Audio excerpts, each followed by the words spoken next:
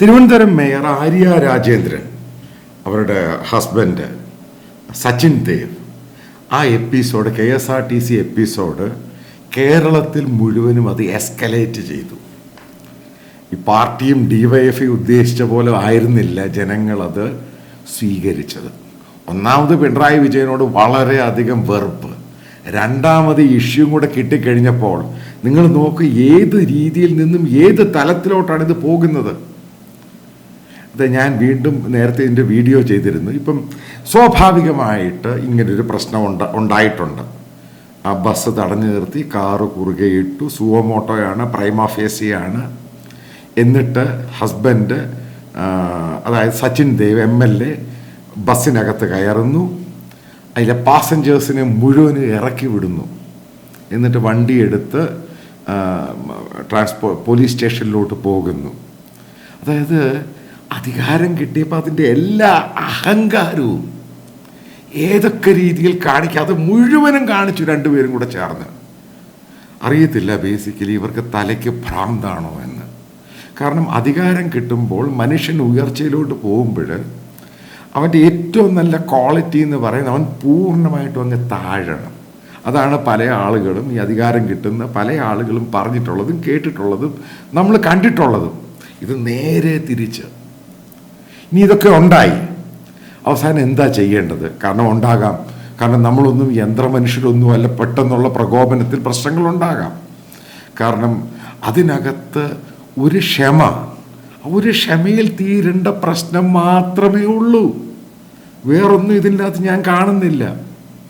അതിനു പകരം ലൈംഗിക ചേഷ്ട, അത് ഇത് കൊടച്ചക്രം എല്ലാം കൂടെ മുഴുവനും കൂടെ മിക്സ് ചെയ്തിട്ട് ആലോചിച്ച് നോക്കുക. ഇന്നത്തെ TV ചർച്ചകളിലൊക്കെ പാർട്ടിയുടെ പ്രതിനിധികൾ ചർച്ചയിൽ നിന്നും വരുന്നില്ല. പാർട്ടി ഔദ്യോഗികമായിട്ട് തീരുമാനിച്ച് ചർച്ചയ്ക്ക് പോകണ്ട. ആലോചിച്ച് നോക്കുക, ഇവർ ഒഫൻസിൽ നിന്നും പൂർണ്ണമായിട്ടും ഡിഫൻസിലേക്ക് പോകുന്നു. ഇനി എൻ്റെ ചോദ്യമാണ്, അതായത് ആ ഡ്രൈവർ യദുവിൻ്റെ പരാതിയിൽ കേസെടുത്തിട്ടില്ല, ഹൈക്കോടതി ഇടപെടാൻ സാധ്യതയുണ്ട്. സുവമോട്ടോ ആണ്, പ്രൈമ ഫേസിയാണ്. ഇത് ഓരോന്നായിട്ട് മെമ്മറി കാർഡ് കാണാനില്ല.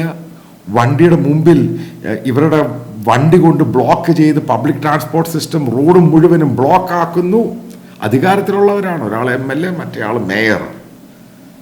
ഹൈക്കോടതി ഇടപെടും ഉറപ്പായിട്ടും. പോലീസ് കേസെടുത്തിട്ടില്ല. അതായത് ഡ്രൈവർ കൊടുത്ത പരാതിയിൽ ഇത്രമാത്രം പബ്ലിക്കിന് പ്രശ്നമായി. എന്താണ് പോലീസ് കേസെടുക്കാഞ്ഞത്? അതായത് ഹൈക്കോടതി ഇടപെട്ടിട്ട്, അതാണിപ്പോൾ പാർട്ടിക്ക് ഭയം. അതായത് പിണറായി വിജയനും ഭയം, കാരണം നാണക്കേടിൻ്റെ അപ്പുറത്തോട്ട് പോവുകയാണ്.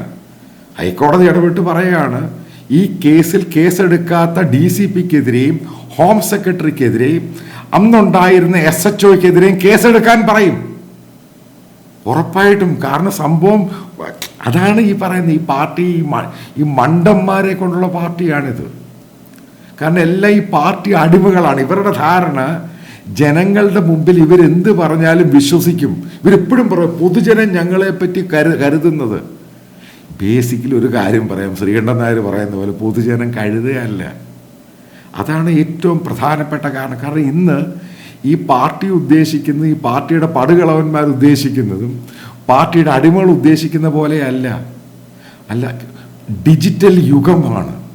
ഒരു സംഭവത്തിൻ്റെ വിഷ്വല് വന്നു, ഇതുമായിട്ട് ബന്ധപ്പെട്ട് ആര്യ രാജേന്ദ്രൻ്റെ കാറ് ബ്ലോക്ക് ചെയ്യുന്നു. അത് കഴിഞ്ഞ് അവർ ഡ്രൈവറുമായിട്ട് തർക്കിക്കുന്നു. അതിനുശേഷം മറ്റുള്ള പാസഞ്ചേഴ്സ് പറയുന്നു, ഈ സച്ചിൻ ദേവ് എന്ന് പറഞ്ഞ ആ MLA വണ്ടിക്കകത്ത് കയറിയിട്ട് പാസഞ്ചേഴ്സിനെ മുഴുവനും, യാത്രക്കാരെ മുഴുവൻ ഇറക്കി വിടും. ഒരു കാര്യം ചെയ്യും, സച്ചിൻ ദേവിൻ്റെ അപ്പൻ്റെ ആണോ KSRTC ബസ്? എൻ്റെ ചോദ്യമാണ്, ഇവൻ്റെ അപ്പൻ്റെ ആണോ KSRTC ബസ്? ടിക്കറ്റ് വാങ്ങിയിട്ട് യാത്ര ചെയ്യുന്ന പാസഞ്ചേഴ്സിനെയാണ് ഇറക്കി വിട്ടേക്കുന്നത്. ഇപ്പം ഇവൻ്റെ തലയ്ക്കകത്ത് എന്താ ധാരണയെന്ന് ആലോചിച്ച് നോക്കണം. ഇവൻ എവിടുത്തെ എന്തോ സംഭവം എന്നുള്ള ധാരണയാണ്. അല്ലെങ്കിൽ ഞാൻ ടിക്കറ്റ് കൊടുത്ത് വണ്ടിക്കകത്ത് യാത്ര ചെയ്യുന്നു, എൻ്റെ ഡെസ്റ്റിനേഷൻ ഉണ്ട് തമ്പാനൂർ ബസ് സ്റ്റാൻഡ്, അവിടെ കൊണ്ട് ഇറക്കുക. അതിനുവേണ്ടിയാണ് ഞാൻ പണം കൊടുത്ത് ടിക്കറ്റ് വാങ്ങിയത്. ഇവനാരാ എന്നെ വണ്ടിക്കകത്ത് കയറി ഇറക്കി വിടാം? ഇവൻ്റെ അപ്പൻ്റെ ആണ് വണ്ടി. Simple question. അപ്പൻ്റെ ആണെങ്കിലും റോഡിൽ ഓടുന്ന വണ്ടിയാണ്, ലൈസൻസ് എടുത്തിട്ടുണ്ട്, ഞാൻ ടിക്കറ്റ് എടുത്തിട്ടുണ്ട്. ഇവനെന്ത് അധികാരമാണ് വണ്ടിയെ നാളിനെ ഇറക്കി വിടാൻ? ആലോചിച്ച് നോക്കുക, എത്രമാത്രം മോശമായ രീതിയിൽ പെരുമാറിയിട്ട് ഈ നമ്മുടെ ഭരണകൂടം നിശബ്ദമായിട്ടിരിക്കുന്നത്. പോലീസും നിശബ്ദം, അതേപോലെ തന്നെ പിണറായി വിജയൻ സർക്കാരെന്ന് ഇവർ പറയുന്നത് ജനകീയ സർക്കാരെന്ന. അവിടെയാണ് ചോദ്യം ചെയ്യേണ്ടത്. അതായത് പരിപൂർണമായിട്ടും ഇത് കേരള ഹൈക്കോടതി ഇടപെട്ടിട്ട് DCPക്കെതിരെയും ഹോം സെക്രട്ടറിക്കെതിരെയും ഈ SHOയ്ക്കെതിരെ കേസെടുത്ത് അന്വേഷണം നടത്തണം. ഇവരെ പ്രതിസ്ഥാനത്ത് നിർത്തണം. എന്നാൽ മാത്രമേ കേരളത്തിനൊരു മെസ്സേജ് കൊടുക്കുകയുള്ളൂ. അതായത് ഞാൻ ആ സ്ത്രീ ആര്യ രാജ എന്ന് പറയാൻ മണ്ടിയെ പറ്റി ഒന്നും പറയുന്നില്ല. കാരണം വെറും പൊങ്ങച്ചമായിട്ട് നടക്കുന്നൊരു സ്ത്രീയാണ്. കാരണം പക്വതയില്ലാത്ത, ഇവർ പറയുന്ന ഏറ്റവും പ്രായം, ആ ഒരു പക്വതയില്ല, പേക്കൂത്തും കാണിച്ച് കിടക്കുന്ന, കോളേജ് കിടക്കുന്ന ഒരു പ്രീ ഡിഗ്രിക്ക് പഠിക്കുന്നതിൻ്റെ ആ ബോധം മാത്രമേ ഉള്ളൂ. അല്ലെങ്കിൽ അങ്ങനെ ചെയ്യുമോ? ഒരു ട്രിവാൻഡ്രം സിറ്റിയുടെ മേയറാണിത് കാണിച്ചേക്കുന്നത്. ഇതെല്ലാം കൂടി ഉൾക്കൊണ്ടിട്ടാണ് ഞാൻ പറയുന്നത്. വളരെ sadly what I M saying, ഒരു സിമ്പിളായിട്ട് മെച്ചുവറാണെങ്കിൽ അവർ സിമ്പിളായിട്ട് പോയിട്ട് ഒരു ക്ഷമ ചോദിച്ച് ഈ ഇഷ്യൂ മുഴുവനും അവിടെ നിർത്തേണ്ടതാണ്, ഫുൾ സ്റ്റോപ്പ് ഇടേണ്ടതാണ്. ഇത് എവിടുന്നത് എസ്കലേറ്റ് ചെയ്ത് എങ്ങോട്ടാണ് പോകുന്നത്? ഉറപ്പായിട്ട് ഇത് വലിയൊരു ഇഷ്യൂ ആയി മാറും. ഇപ്പം നാഷണൽ ചാനൽ വരെ ഇഷ്യൂ ആക്കി മാറ്റി നാഷണൽ മീഡിയ ഇത് റിപ്പോർട്ട് ചെയ്യാൻ തുടങ്ങി. അതായത് കേരളത്തിൽ പിണറായി വിജയൻ സർക്കാർ എല്ലാ തലത്തിലും കേരളത്തിൽ നാറുകയാണ്. അതിൻ്റെ മറ്റൊരു മൈൽ സ്റ്റോൺ ആയിട്ട് ആര്യ രാജേന്ദ്രനും ഭർത്താവിൻ്റെ കേസും എടുക്കാം.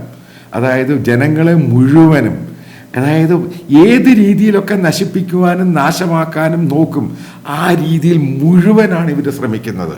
ഇതിനൊരു അന്ത്യമുണ്ടാകട്ടെ.